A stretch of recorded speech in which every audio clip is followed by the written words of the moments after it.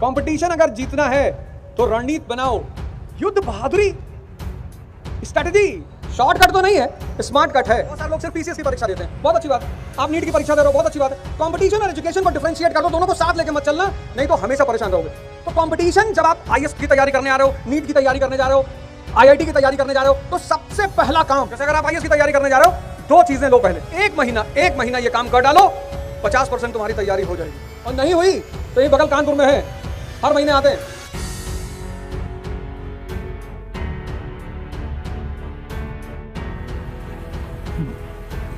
जय हिंद फ्रेंड्स।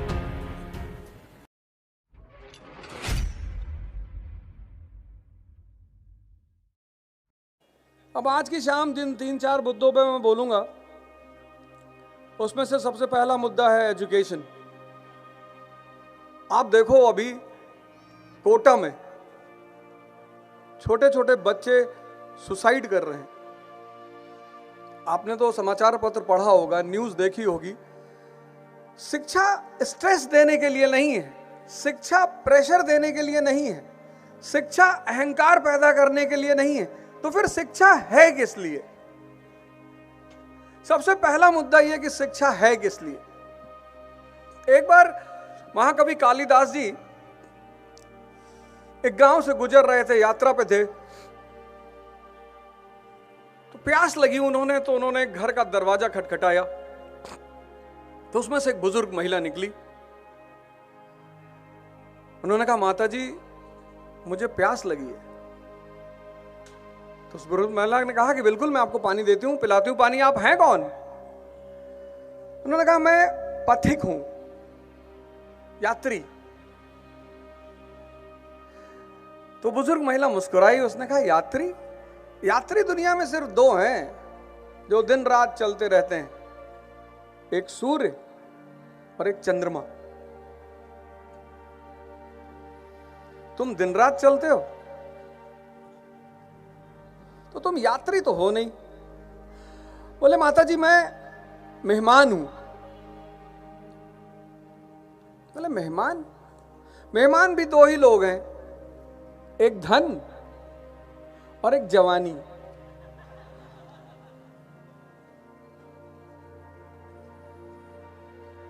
बोले, माता जी मैं हठी हूं, हठ करने वाला।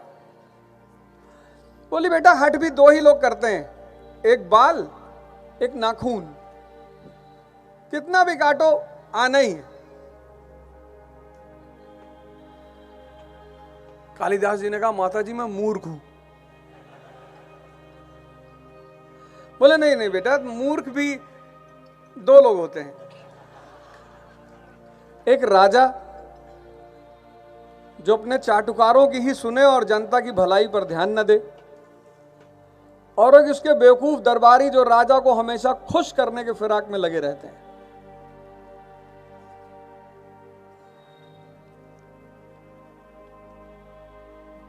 कालिदास जी ने कहा, माता जी मैं कुछ भी नहीं हूं। बोले, कुछ तो हो बेटा, लेकिन चलो कोई बात नहीं, प्यास तुमको ज्यादा लगी है। बोले, जी। बोले, आज के बाद एक बात याद रखना कि जब तुमसे जो सवाल किया जाए, जब मैंने तुमसे पूछा कि तुम कौन हो, तो तुम्हें कहना था ये मैं प्यासा हूं, प्यास लगी है। तुम क्या ही अपनी 500 आइडेंटिटी बता रहे हो, मैं ये हूं, मैं विधायक हूं, मैं सांसद हूं, मैं मंत्री हूं, मैं फलाना हूं। तुम बेटा प्यासे हो। शिक्षा का काम है ज्ञान का विस्तार, समझ का विस्तार, विजन का विस्तार। हम तो जीवन में कभी नहीं पढ़े,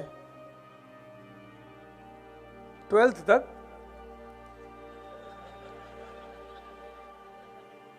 और सबसे बड़ा योगदान रहा मेरे पिताजी को, हमसे बार बार कहते थे, बेटा पढ़ के कोई राजा नहीं होता। तो हमें कभी कभी लगता था कि यार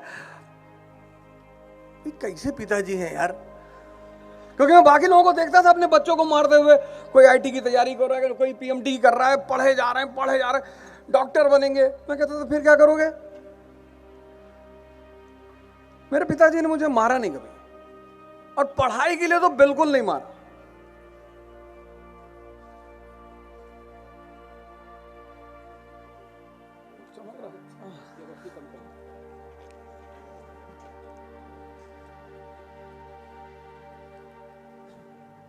उसका फायदा ये रहा कि जब मेरा पढ़ने का मन लगा, जब मुझे समझ में आया कि पढ़ाई होती क्या है। आज मैं यूपीएससी के स्टूडेंट्स को पढ़ाता हूं, लगभग पूरे भारत के स्टूडेंट्स मुझसे मिलते हैं, और एक से एक स्टूडेंट्स। और इस देश का जो युवा है उसकी क्षमता में तो कमी है ही नहीं। अब तुम लोग यहां चिल्ला रहे हो, कानपुर तक आवाज जा रही होगी।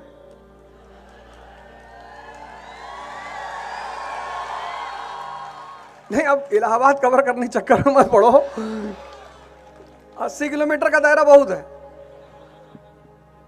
इस देश के युवा में क्षमता की तो कमी है ही नहीं। बस उसको एक बात अगर पता चल जाए कि इस क्षमता को लगाना कहां है, करना क्या है। पढ़े जा रहे हैं, पढ़े जा रहे हैं, लोग पढ़े जा रहे हैं, और पढ़ते पढ़ते पढ़ते एक आदमी पढ़ रहा है, उसके अंदर इतना कॉन्फिडेंस आ गया है, इतना कॉन्फिडेंस पढ़ते पढ़ते कि 1931 में वो आदमी ब्रिटेन के राजा जॉर्ज पंचम के सामने खड़े होकर दहाड़ रहा है। 1931 शिक्षा ने उस आदमी को इतना उत्साह दे रखा है, इतनी ताकत दे रखी है, इतनी क्षमता दे रखी है कि 39 इयर्स का आदमी, आप समझ गए होंगे मैं किसकी बात कर रहा हूं। मैं एक बार फिर डॉक्टर अंबेडकर की बात कर रहा हूं। 39 इयर्स 30। और एक बात मैं आपसे सबसे हाथ जोड़कर रिक्वेस्ट कर रहा हूं, देश की जितनी भी महान आत्माएं हैं, जितने भी महान लोग हैं, उनको किसी जाति और धर्म के चश्मे से कृपया करके ना देखें।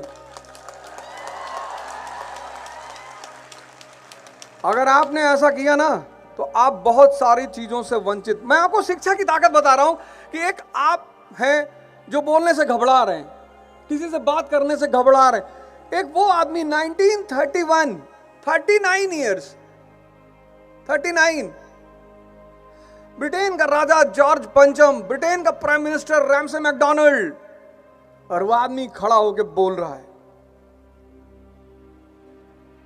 ये कहां से आई हिम्मत? एजुकेशन से। फिर उस आदमी ने एक स्टेटमेंट दिया, बड़ा प्यारा, बहुत जगह मैं तो लगातार उसको रिपीट, मैं कहीं जाता हूं उस स्टेटमेंट को एक बार जरूर बोलता हूं। शिक्षा शेरनी का दूध है, जो पिएगा वो दहाड़ेगा।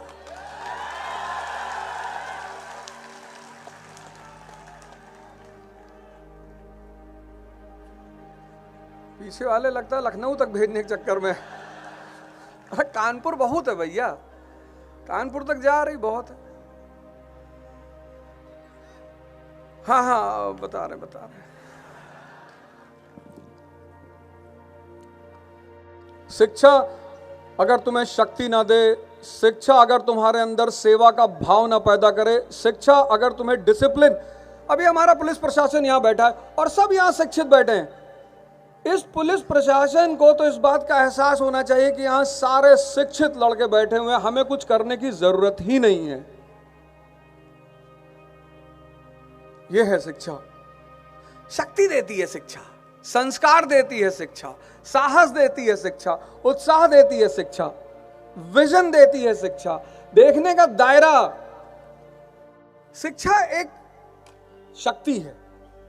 आपने ग्रेजुएशन किया, पोस्ट ग्रेजुएशन किया,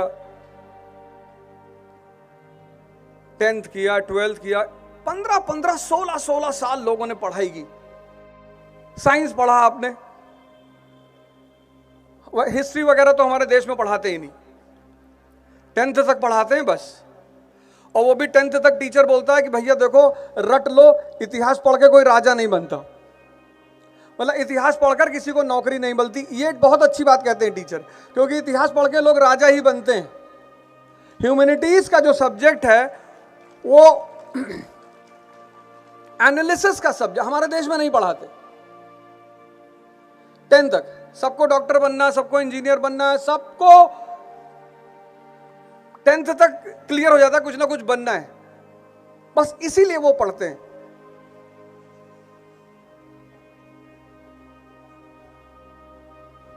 लेकिन मैंने कहा ना कि शिक्षा ना रटने के लिए, ना परसेंटेज के लिए, ना नौकरी के लिए।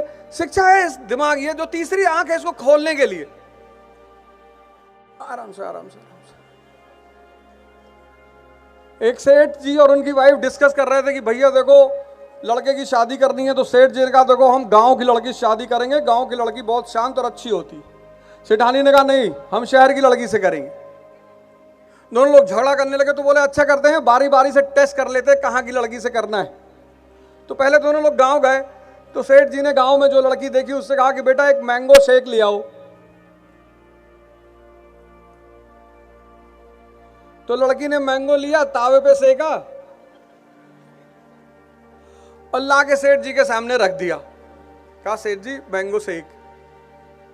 सेठानी मुस्कुराई, बोली देखा इसीलिए तुमसे कहती हूं कि गांव की लड़की से शादी नहीं, यहां पढ़ाई अच्छी नहीं होती।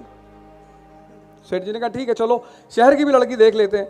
तो शहर गए, तो वहां सेठानी ने उस लड़की से कहा, शहर वाली लड़की से, कि बेटा एक पापड़ सेक के ले आओ। लड़की ने पापड़ लिया, मिक्सी में डाला, दूध डाला, शेक बनाया, लाके रख दिया। तो सेठ और सेठानी ने कहा कि देखो भैया इससे बढ़िया लड़का कुंवारा ही रहे, ज्यादा अच्छा है। ना शहर का दोष है ना गांव का दोष है, ये एजुकेशन सिस्टम पता नहीं क्या सिखा रही लोगों को।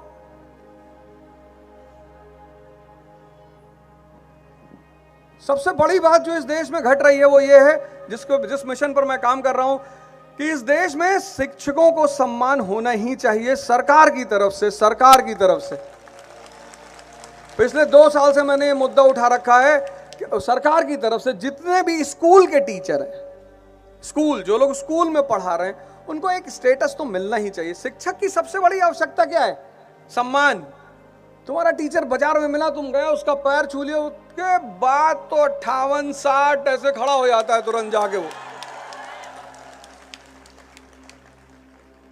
अगर शिक्षक से कुछ भी लेना है, कुछ भी, और खासकर ज्ञान तो लेना ही लेना है, तो एक बात का ध्यान रखो, उसको सम्मान बहुत दो यार। शिक्षक की जो सबसे बड़ी, पैसा तो वो जो भी ले ले, 2-4, 10,000, 20,000, 50,000 सबको मिल रहा है, लेकिन शिक्षक को सबसे बड़ी जो भूख है वो है सम्मान की। और जिस देश में शिक्षक महान होंगे और जिस देश में शिक्षकों का सम्मान होगा, वो देश स्वतः महान होगा। ये सबसे बड़ी रिक्वायरमेंट है। तो शिक्षा का उद्देश्य है इस दिमाग को खोलना, रटना नहीं करना। रटना नहीं है।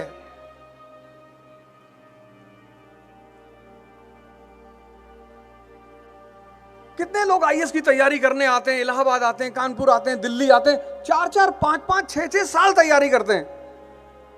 कुछ लोग तो पाषाण काल से तैयारी कर रहे हैं। सरकारों ने, जैसे मेरा मानना है कि सिविल सर्विस की एज मैक्सिमम 30 होनी चाहिए स्टेट की, और 25 होनी चाहिए सेंटर की, कि 25 तक लड़का फ्री हो जाए। उसके बाद उसके पास और भी सारे ऑप्शंस बचे हों। 5 साल, 6 साल, 7 साल, 8 साल तैयारी कर रहे हैं। उसकी वजह सिर्फ एक है, उनको पता ही नहीं चला कि पढ़ना क्यों था, क्यों पढ़ाई की, हिस्ट्री क्यों पढ़ा। आज भारत में हिंदू, मुसलमान, सिख, ईसाई हैं। अशोक के समय जैन, बौद्ध, ब्राह्मण। आज हिंदू, मुसलमान, सिख। अशोक के समय जैन, बौद्ध, ब्राह्मण। और भारत विभिन्नतावादी देश है। भारत के बारे में कहा जाता है यूनिटी इन डाइवर्सिटी। डाइवर्सिफाइड मुल्क है। और डाइवर्सिफाइड क्यों है? ज्योग्राफी की वजह से। खाना और कपड़ा ज्योग्राफी पर डिपेंड करता है। सऊदी अरेबिया का आदमी टाई नहीं पहन सकता, ज्योग्राफी। और सऊदी अरेबिया का आदमी पालक नहीं खा सकता, होता ही नहीं वहां पे। अब कश्मीर के मुसलमान का ड्रेस और तमिलनाडु के मुसलमान के ड्रेस में अंतर है, ज्योग्राफी। कश्मीर के हिंदू का ड्रेस और तमिलनाडु के हिंदू का ड्रेस अंतर है, ज्योग्राफी। गुजरात का मुसलमान, नॉर्थ ईस्ट का मुसलमान, अंतर है, ज्योग्राफी। ये डाइवर्सिफाइड मुल्क है ज्योग्राफी की वजह से, लेकिन यूनिटी है। और अशोक को इस बात का पता है कि अगर घर में तनाव हो जाए तो घर तबाह हो जाए, और देश में तनाव हो जाए तो देश तबाह हो जाए।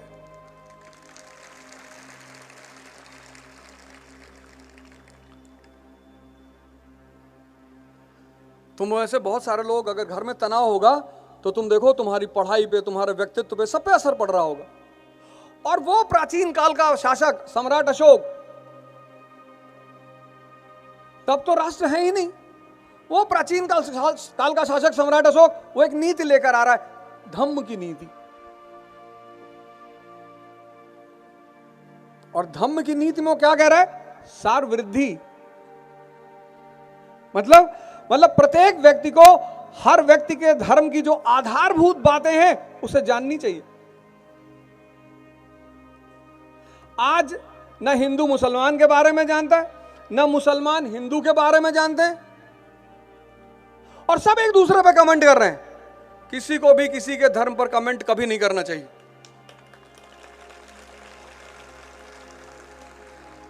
ये मैं नहीं कर रहा हूं सर, ये अशोक कह रहा है। धम्म की नीति, उसे पता है कि देश को बांधना पड़ेगा, जैसे परिवार को बांधना पड़ता है, शांति चाहिए विकास के लिए। यह है शिक्षा। अब तुमने हिस्ट्री पढ़ा, सम्राट अशोक को पढ़ा, आज का भारत तुम देख रहे हो, और तुम शासक बन गए, तो तुम्हें वो तुम्हारे लिए क्या बन गया? अशोक आदर्श बन गया कि नहीं नहीं, देश में तनाव नहीं होना चाहिए, देश में मतभेद नहीं होना चाहिए, हम आपस में लड़ेंगे। तुम अपने घर में ही देख लो, सास बहू का झगड़ा हो गया तो पड़ोस वाली आंटी सब्जी मांग के ले गई। अगर घर में झगड़ा है तो पड़ोसी फायदा उठाएगा, और हमारे पड़ोसी तो खैर एक ही पड़ोसी से हमारा पंगा है।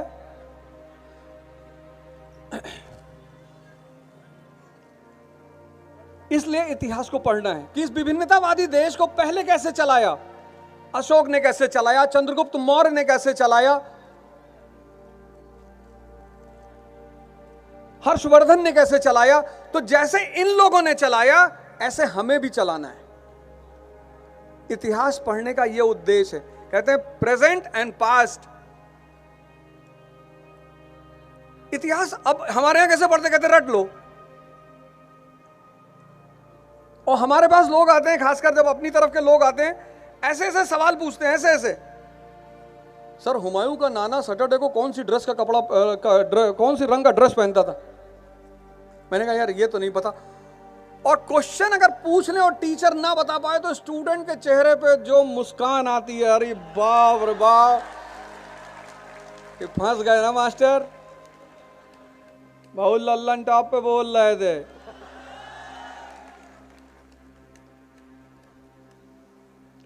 वो अशोक हमारे लिए आदर्श है। अगर आज मैं तुमसे पूछूं कि अफगानिस्तान की करेंसी का नाम बताओ, तुम नहीं बता पाओगे। बता तो मैं भी नहीं पाऊंगा क्योंकि है ही नहीं। लेकिन सवाल यह उठा कि आखिर अफगानिस्तान में करेंसी क्यों नहीं है। अब अगर तुमने इतिहास पढ़ा, 6ठी शताब्दी ईसा पूर्व, 6th सेंचुरी BC, तब तुम्हें पता चलेगा करेंसी सिस्टम क्यों पैदा होती है।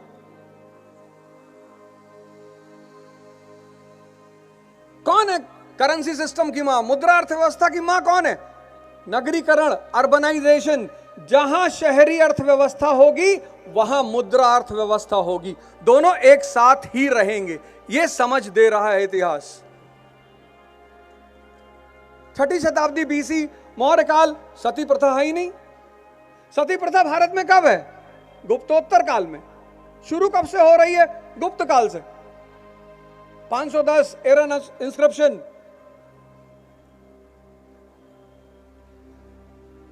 अब तुम्हें लगा कि यार ये सती प्रथा भारत में, इसका मतलब शुरू से नहीं थी। नहीं, ना 6th सेंचुरी BC में है, ना मौर्य काल में है, ना मौर्योत्तर काल में है। तो आखिर ये गुप्तोत्तर काल में प्रथा कैसे बन जा रही है? एक बहुत बड़ी सीख अगर तुम कायदे से उसे पढ़ते हो। आज तुम अफगानिस्तान में स्त्रियों की दशा देखो।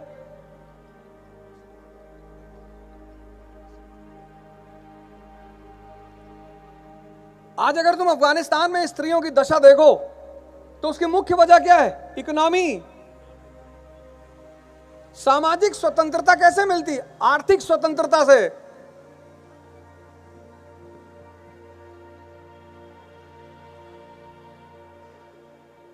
Social independence depends upon economic independence.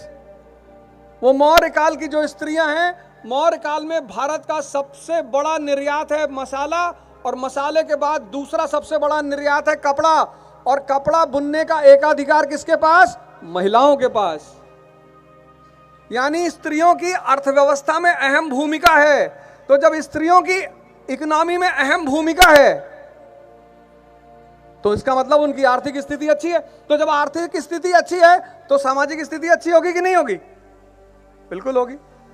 यानी अगर आज सरकार को महिलाओं की सामाजिक स्थिति अच्छी करनी है तो उन्हें क्या करना होगा? महिलाओं की आर्थिक स्थिति अच्छा करना होगा। इसलिए पढ़ना है इतिहास। इतिहास लड़ाई करने के लिए नहीं पढ़ना है।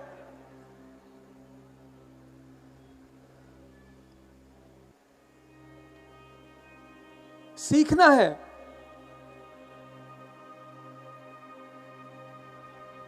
ग्रहण करना है। आज तो जितना एजुकेटेड आदमी होता जा रहा है उतना परेशान होता जा रहा है। हमारे सोसाइटी में एक साहब रहते हैं, इतने पढ़े लिखे। मैंने गलती से अपनी गाड़ी उनकी पार्किंग में खड़ी कर दी। अब जल्दी में खड़ी कर दी, वो आए भागते हुए मेरे दरवाजे पे, कॉल बेल दबा दिया उन्होंने, मतलब बजाय नहीं दबा दिया, कॉल बेल बजी जा रही, और सौभाग्य से मैंने ही दरवाजा खोला। मैंने कहा भाई साहब, और जैसे ही मैंने खोला वो इतने गुस्से में थे, बोले मैं बहुत कुत्ता आदमी हूं।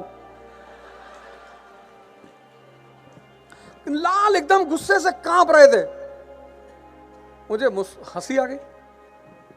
तो मैंने धीरे से पूछा कि भाई साहब ब्रीड कौन सी है? कहने लगे मुझे तो पता है तुम बदतमीज हो। मैंने कहा भाई साहब आपने ही कहा, अभी आपने कहा मैं कुत्ता हूं, मैंने कहा। तब उन्हें एहसास हुआ कि यार ये तो मैं गुस्से में खुद ही को गाली दे गया। ये हालत है। अगर पढ़ने से क्रोध आ रहा है तुमको, भगवान राम को तो नहीं आता, समंदर के सामने खड़े हैं, भगवान है, हाथ जोड़ रहे हैं, हाथ। यहां गांव का प्रधान टोल बूथ पे कहता है प्रधान है, गाड़ी के पीछे लिखा हुआ प्रधान, और कभी कभी तो लिखा हुआ पूर्व प्रधान।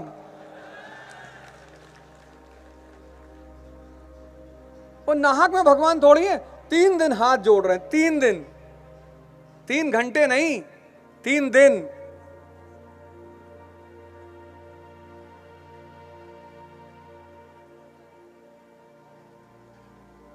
अभी मैं यहां इतने सारे लोग बैठे हो, बहुत सारे पोस्ट ग्रेजुएट लोग बैठे होंगे।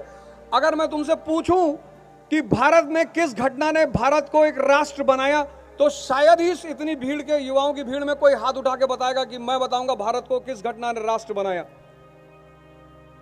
आपने कभी सोचा ही नहीं होगा।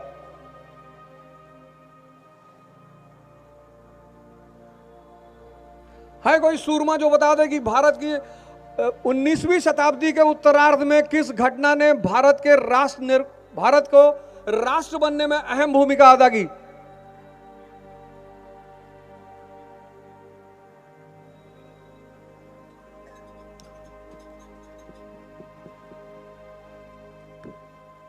हाँ बताओ, तुम्हारी आवाज बहुत तेज है यार, आ रही है, बताओ। अरे बेटा 19वीं शताब्दी का उत्तरार्ध 1850 के बाद, तब तक तो सुभाष चंद्र बोस भी नहीं पैदा हुए थे। बैठो बैठो, कोई बात नहीं, बैठो बैठो बैठो। गमछा ऐसे मत लपेटा करो, ऐसे बांधा करो, बुद्धि टाइट रहती है। वो तुम गलत अंदाज में पहने ही हो। देखो तुम जितने तिलक उलक हैं सब ऐसे बांधते थे कि मन थोड़ा सा, चलो कोई बात नहीं, तुमने ट्राई किया। इनको भाई बहुत अच्छी बात, बहुत, किसी इतनी भीड़ में एक आदमी ने ट्राई किया, उसके लिए ताली बजाओ यार, हिम्मत की बात है। यहाँ इतने सारे लोग बैठे हैं, उनको बोलने की हिम्मत नहीं हो रही कि कहीं बेइज्जती ना हो जाए। और कई लोगों के तो माता पिता बैठे होंगे, उनको लग रहा होगा पिताजी आज तो बाल पकड़ लेंगे राहत में कि 5 साल से पढ़ा रहे हैं, एक तो क्वेश्चन नहीं बता पा रहे थे, मास्टर पूछ रहा था। हाँ हाँ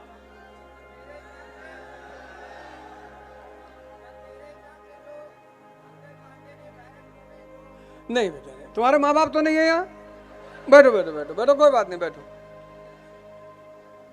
कोई बात नहीं, कोई बात, बैठो। कितनी बड़ी बात है। यही मेरा पहला पॉइंट मेरा था वो यही था कि शिक्षा का काम है देखने की क्षमता का विस्तार।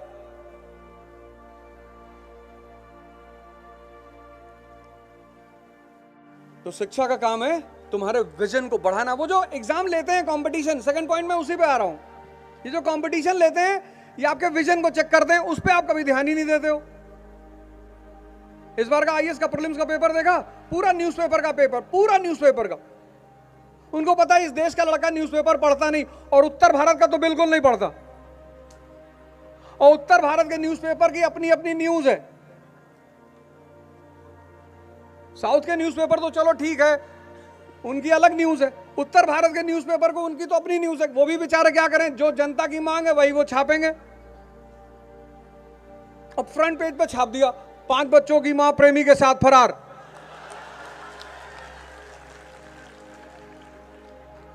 अब 15 साल जब ऐसा न्यूज़पेपर पढ़ा, पहली बार द हिंदू उठाया और उसमें फ्रंट पेज पे देखा Ukraine is in crisis, Crimea is in trouble.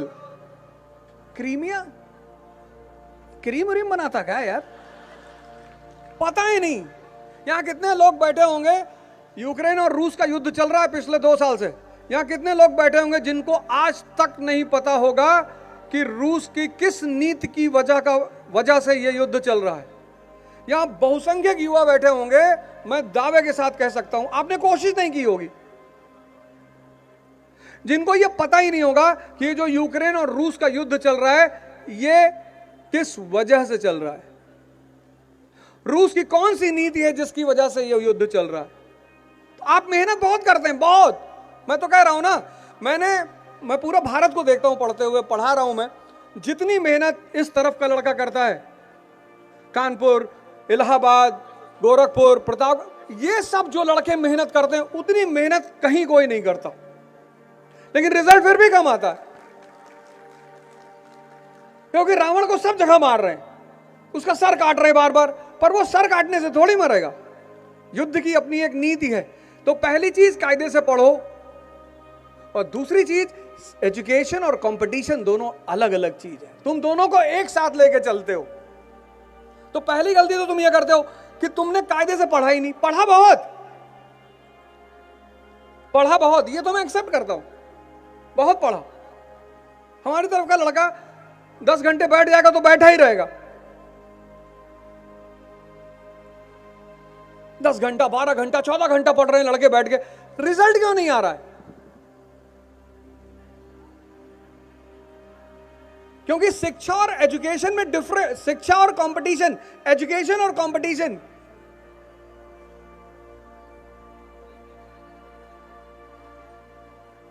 अब रावण का तुम कितना भी सर काटो, क्या फर्क पड़ता है अगर तुम्हें यह नहीं पता कि नाभि पे मारना है।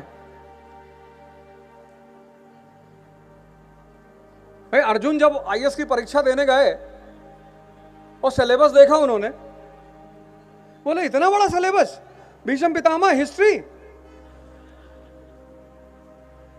द्रोणाचार्य पॉलिटी। जब सबको देखा उन्होंने कहा प्रभु, तो कृष्ण ने कहा क्यों चिंता कर रहे हो यार, हम है ना, हम बताएंगे।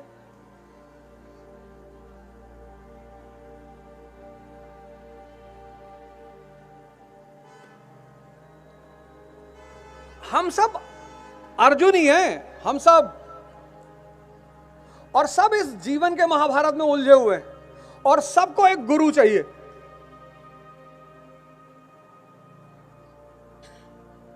कंपटीशन मतलब युद्ध।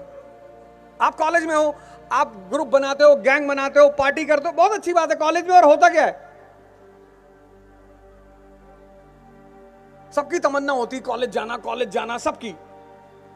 हम भी 10th से सोच रहे थे कॉलेज जाना है। कॉलेज एक आजादी देता है, उम्र के साथ एक आजादी, एक अनुभव। घर से पहली बार निकलते हो, अब फतेहपुर से पढ़ने गए आगरा, और आगरा विश्वविद्यालय में तुम्हें फतेहपुर का एक और लड़का मिल गया, बड़े खुशी हुए थे, अरे भाई नमस्कार, और कहाँ घर है? बोले वही सिविल लाइन में, मेरा भी। अरे अरे, दोनों लोग गले मिले, फिर 3-4 दिन साथ में खाना खाए, फिर एक दिन वो तुम्हारा लैपटॉप मोबाइल लेके गायब हो गया, तब तुमको अनुभव मिला प्यारा वाला। किताबी ज्ञान से भी बड़ा ज्ञान है अनुभव। माँ बाप बहुत अच्छा करते हैं जो बाहर पढ़ने के लिए भेजते हैं। जब घर में रहते हो, माता जी खाना लेकर आती हैं, तुमने थाली उठा के फेंक दी, डेली हम लौकी नहीं खाएंगे। और इलाहाबाद गए और खाना मंगाए और दाल में देखे पानी है, दाल ढूंढ रहे हो, 3 दिन से मिल ही नहीं रही है। इसलिए जब लड़का इंटर के बाद बाहर पढ़ने जाता है और वापस घर आता है पहली बार, तो माँ जो बना दे वही खाता है और बड़े प्यार से खाता है। माँ भी बड़ी आश्चर्यचकित होती कि क्या हुआ बेटा? अरे बोले तुम बहुत अच्छा खाना बनाती हो, तुम बहुत अच्छी हो। पहली बार आदमी को एहसास होता है कि माँ का मतलब क्या होता है दुनिया में।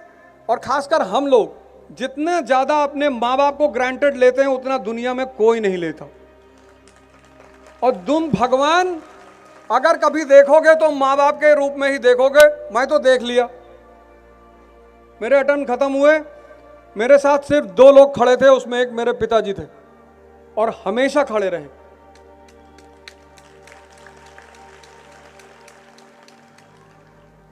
तो जब तुम एजुकेशन से बाहर निकलो और कंपटीशन देने जा रहे हो, तो कम से कम अब तुम अपने आप को योद्धा मानो, वॉरियर।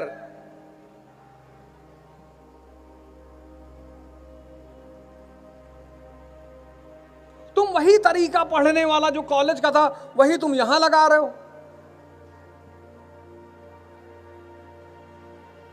पानीपत का पहला युद्ध हुआ 1526, 40,000 की सेना है बाबर के पास और 1 लाख की सेना है इब्राहिम लोदी के पास, और 1 लाख की सेना हार रही है।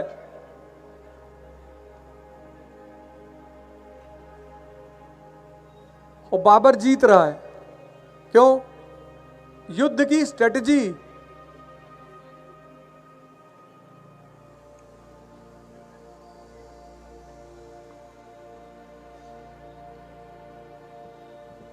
एक किताब है विपिन चंद्रा मॉडर्न इंडिया की, उस पूरी किताब से आज तक यूपीएससी ने 50 फैक्ट से ज्यादा पूछा ही नहीं, पूछा ही नहीं। जब तुम कोई चैप्टर पढ़ते हो, तुम तो अंडरलाइन किए जाते हो, और सब अंडरलाइन। कुछ लोग तो अंडरलाइन करते 10-10 पेन से, एक लाल, एक नीला, एक पीली, बाद में बदला किताब ही फट गई। अब अगर मैं तुमसे पूछ लूं कि 18वीं शताब्दी का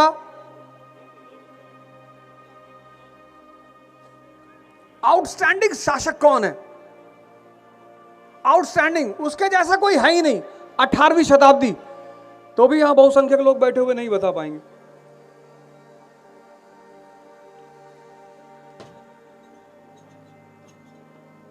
तो पढ़ना है विजन डेवलप करने के लिए, और कंपटीशन में रणनीति काम करेगी, युद्ध। एक तो किसी गुरु का साथ जो उत्साहवर्धन करता रहे कि डरो नहीं।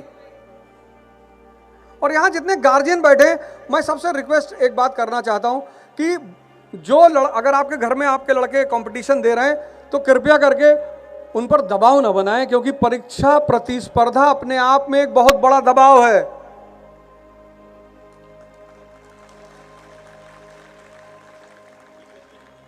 आपका बच्चा जब आपको फोन करे शाम को कि पापा कैसे हैं, कह दो बहुत अच्छे, 100 करोड़ की डील हो गई है। हाँ ठीक है, तुम्हारी 2 शादी कराएंगे, चिंता मत करना। लड़ाई में उत्साह काम आता है। बहुत सारे माँ बाप को मैंने देखा, वो फोन करेंगे तो बोलेंगे भैया गाय चोरी हो गई, भैया रतियम गए हुए हेराई गए। सर ये लड़ाई है, लड़ाई। जब शाम का किसी का बच्चा अपने घर पे फोन करता है ना, तो एक बहुत बड़ा सपना लेकर फोन करता है वो, कि मेरे माँ बाप मुझे उत्साहित करेंगे, क्योंकि बाकी तो कोई करेगा नहीं। या तो टीचर करेगा या माँ बाप करेगा। टीचर का अपना हित जुड़ा हुआ है, हर नामी टीचर के पीछे उसके नामी स्टूडेंट होते हैं। अगर विवेकानंद नहीं होते तो रामकृष्ण परमहंस को कोई नहीं जानता। इसलिए टीचर का एक बहुत बड़ा स्वार्थ होता है, और वो स्वार्थ ये होता है कि हमेशा वो काबिल लड़के के पीछे खड़ा हो जाता है कि इसकी काबिलियत इसको सफलता दिलाएगी, और जब ये सफल होगा तो इसके नाम के साथ मेरा भी नाम जोड़ा जाएगा। इसलिए हर टीचर ये चाहता है, हर टीचर, कि मेरा स्टूडेंट सफल हो।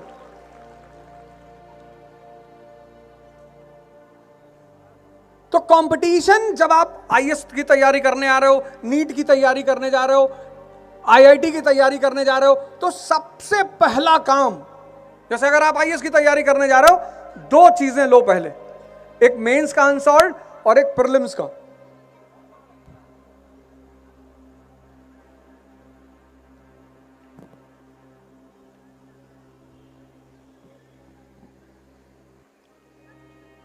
युद्ध बहादुरी, स्ट्रेटेजी। इतनी मूवी देखते हो, टैंगो चार्ली मूवी देखा ना, अजय देवगन और वो बॉबी देओल कैसे इंडियन आर्मी के जवान को पेड़ में बांध देते हैं, हाथ काट दिया, चिल्ला रहा है, वो ट्रैप है, वो ट्रैप। वो आर्मी का मेजर समझ रहा है, लेकिन जो आर्मी का जवान है वो इमोशनल हो जा रहा है। अगर तुमने वो सीन देखी तो वो सीन तुम्हें दो मैसेज दे रही है। इंडियन आर्मी के जवान को दुश्मनों ने पेड़ में बांध दिया, और पेड़ में बांध के हाथ काट दिया, दोनों तरफ से हाथ काट दिया, पैर में गोलियां मार दी, चिल्ला रहा है वो।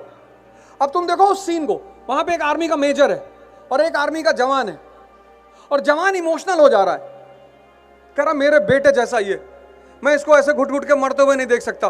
और फिर वो कूद के उस जवान के पास पहुंचता, और जैसे ही पहुंचता है, गुरिल्ला युद्ध चल रहा है, दुश्मन उसको भून कर रख देता है, और मेजर और उसकी पूरी प्लाटून 10 घंटे तक बैठकर इंतजार करती है, उसको मरता हुआ देखती है, क्योंकि युद्ध भाव से नहीं जीते जाते, रणनीति से।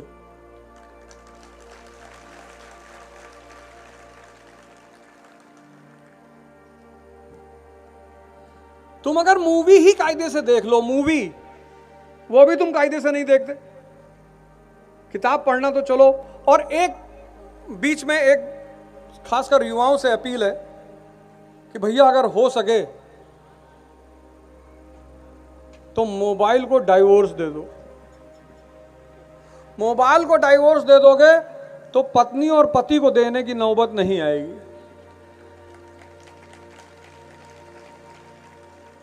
ये तुम्हारे मन को एकदम खाए जा रहा है। टीवी थी तो कम से कम संडे को प्रोग्राम आता था हमारे समय, और टीवी और लैंडलाइन वाला फोन घर में था। अब तो 24 घंटे आप बाहर भाग रहे हैं, 24 घंटे।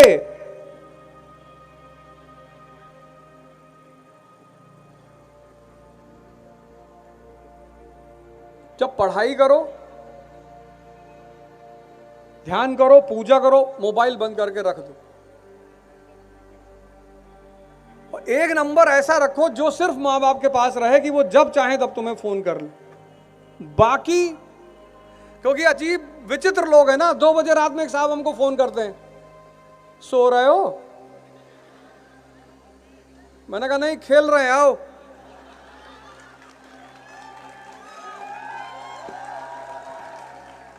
अब 2 बजे रात में कोई फोन करेगा तो डर जाएगा।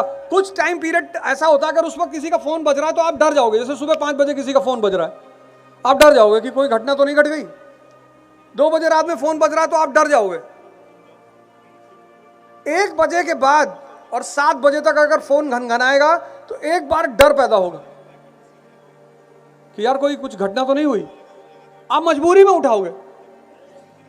अगला आदमी उधर से कह रहा, भैया हमको नींद नहीं आ रही थी। नींद नहीं आ रही थी तो फतेहपुर से कानपुर पैदल चले जाओ। दूसरे की जान क्यों ले रहे हो?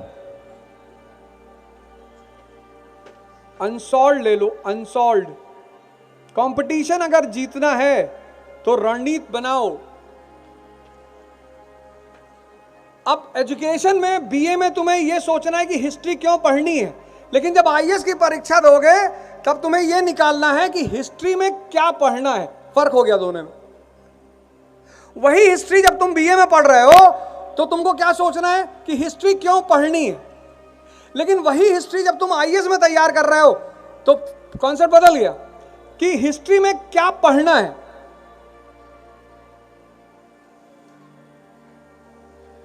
तो कबीरदास जी का वो दोहा तुम्हें को याद रखना चाहिए, साधु ऐसा चाहिए जैसा सूप सुहाए और सार सार को गही रहे थोथा दे उड़ाए।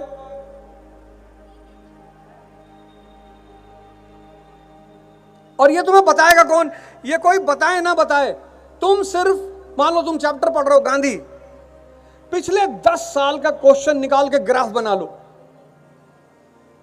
2011, 12, 13, 14, 15, 16, 17, 18, 19, 20, 10 साल का ग्राफ बना लो गांधी का। 11 में क्या पूछा, 12 में, 13 में, पूरा ग्राफ। टाइम दो खुद को, अपने आप को। 10 साल का तुम जैसे ही ग्राफ बनाओगे तुमको तुरंत पता चल जाएगा क्या पूछा। उस पर तुम मेहनत नहीं करते। तुम तो तावीज ढूंढ रहे हो ना, वो दैनिक जागरण वागरण में, हिंदुस्तान में ऐड आता है, नौकरी, सौतन, प्यार, बाबा हाजी मस्तान, 24 घंटे में समाधान।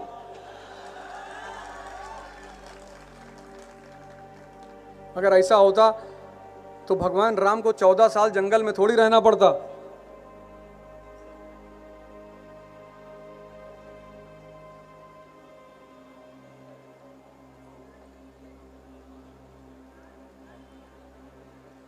शॉर्टकट है ही नहीं, लेकिन स्मार्ट कट है। शॉर्टकट तो नहीं है, स्मार्ट कट है।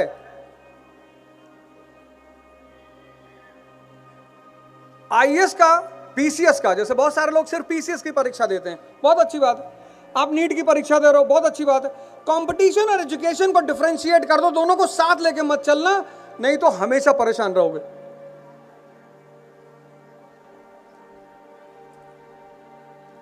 और 10 साल का मेंस का क्वेश्चन निकाल लो, 10 साल का प्रीलिम्स, सारे सब्जेक्ट का, एक महीना ये काम कर डालो, 50% तुम्हारी तैयारी हो जाएगी। और नहीं हुई तो यही बगल कानपुर में है, हर महीने आते हैं। एक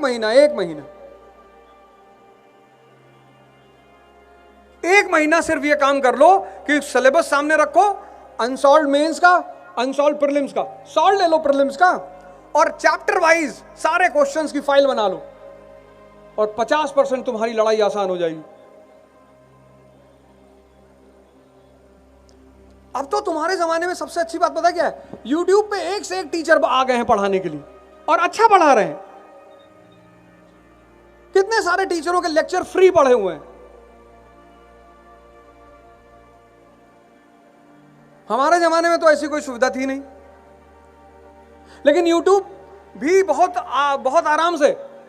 YouTube भी खतरनाक है, कोई चीज जितना अच्छा है उतना खतरनाक है। YouTube से देख लिए कि बाल बड़े कैसे करें, नीम की पत्ती ले लो, आंवला ले लो, इमली ले लो, ये ले लो, सब मिला लो, मिला के पेस्ट लगा के बना लिए, सुबह सारे बाल गायब हो गए।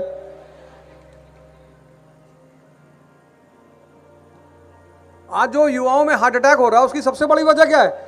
यूट्यूब जैसे चैनलों से दवाई पढ़ रहे हैं। इस देश में तो अजीब अजीब नशा है ना। यहां आदमी गोरा होना चाह रहा है, फेयर एंड हैंडसम लगा रहा है। अरे ताकत पैदा करो, ताकत। शक्ति की पूजा होती है।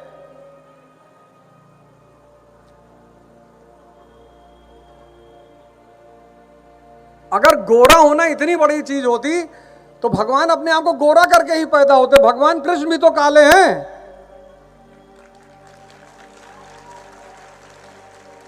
शक्ति है, कहीं पहाड़ उठा लिए, पहाड़ कोई आदमी उठा ले। अभी तुम किसी के सामने बुलेट उठा लो ऐसे हाथ में, पूरा मोहल्ला तुम्हें नमस्ते करने लगे, भैया नमस्ते।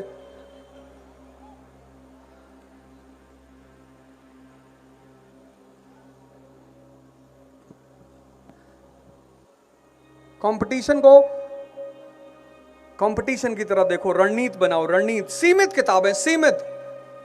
10 तारीख तक वीडियो आ जाएगी इकरा के चैनल पर, यूट्यूब पर। उसमें आपको पूरा हर सब्जेक्ट क्यों पढ़ना है और कौन से सब्जेक्ट की कौन सी किताब पढ़ना है, सब बता दिया जाएगा।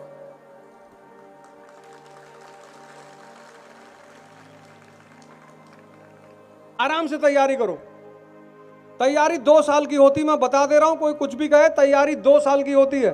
पहले साल सारे कॉन्सेप्ट को तैयार करना, और दूसरा साल उससे भी जरूरी, जो दूसरे साल वाला प्रोजेक्ट नहीं करेगा उसका सिलेक्शन नहीं होगा। सुन लो वो क्या है, प्रिपरेशन की प्रैक्टिस।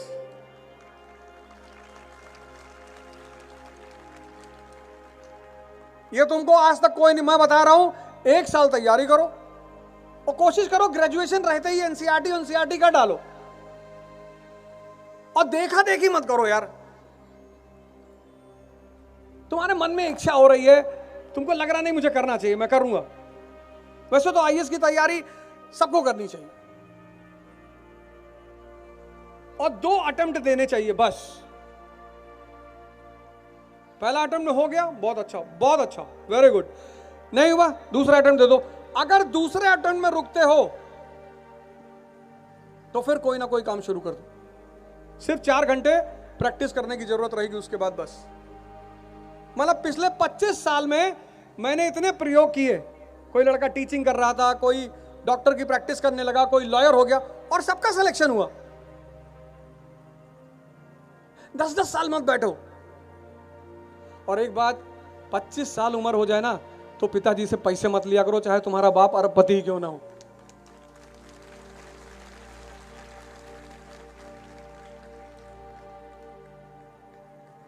कुछ भी करो,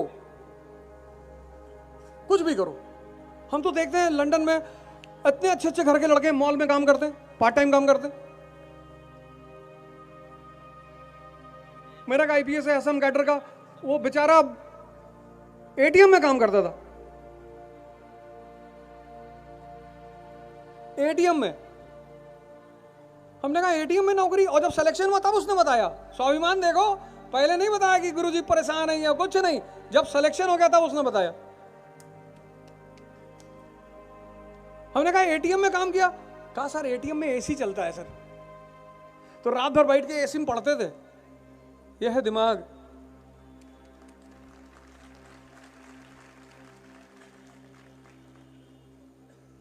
आदमी समझ की ही तो खाता है।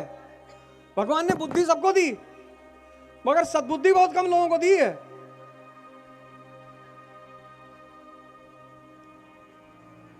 तो ठीक है, तुम अपना एक टारगेट बना लो कि साहब आईएएस बनना है। 2 साल प्रिपेयर कर लो, 1 साल पूरा कॉन्सेप्ट तैयार करो। घबराने की कोई जरूरत नहीं, कोई जरूरत नहीं। बाकी 10 तारीख को आपको इकरा के पोर्टल पे, आप इकरा के पोर्टल पे जाइएगा, आपको वहां पे पूरा सिलेबस आईएएस का और पीसीएस का, प्लस किस सब्जेक्ट को कैसे पढ़ना है, क्यों पढ़ना है, प्लस उनकी किताबें, और वो मानक किताबें हैं। आप एकदम टेंशन ना लें।